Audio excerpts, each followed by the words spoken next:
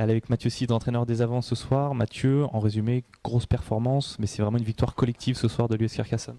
Oui, c'est une victoire collective et avant tout c'est un match qu'on peut se servir comme match référence, un match abouti puisqu'on a pris le jeu à notre compte en essayant de les mettre à mal devant en enchaînant du jeu en blague dans l'axe.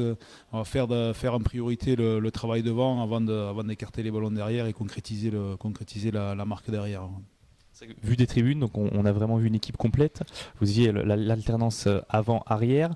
Et après, on retrouve aussi ça au niveau du score, parce que l'US Carcassonne, donc à part les 3 premiers points encaissés, a fait course en tête tout le long du match et a su maîtriser, même dans ces temps faibles, a vraiment maîtrisé cette équipe qui était quand même co-leader de la Pro D2 ce soir.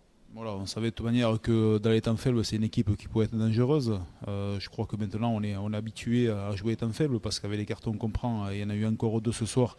Donc voilà, c'est faire encore preuve de discipline, être en capacité à se maîtriser aussi par rapport à un surplus, une surdose d'énergie. Voilà, c'est là-dessus vraiment qu'il faut qu'on arrive à améliorer certains points. Mais après, encore une fois, c'est un travail d'équipe. C'est un travail d'équipe ce soir qui a payé.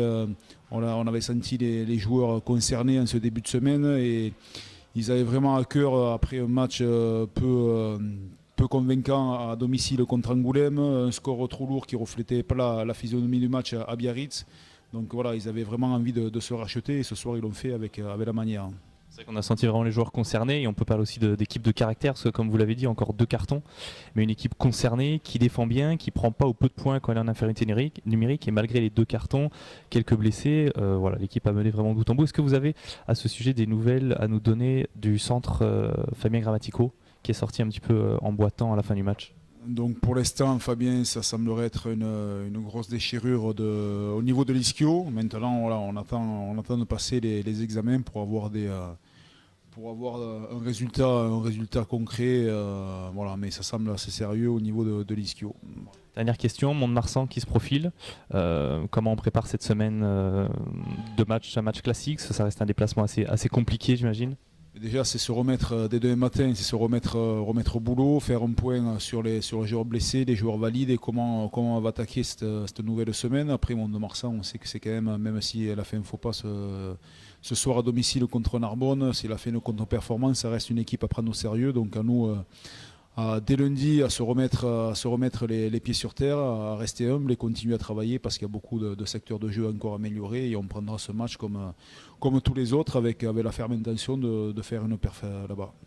Un dernier point sur votre pilier titulaire ce soir, Franjo Bordeaux, un jeune qui monte, que vous avez mis titulaire ce soir. Quel est votre regard sur ce joueur?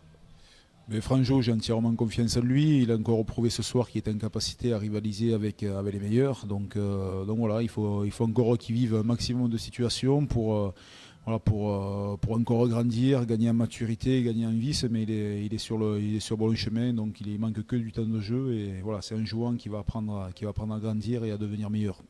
Merci Mathieu, félicitations et bon week-end. Merci, à bientôt.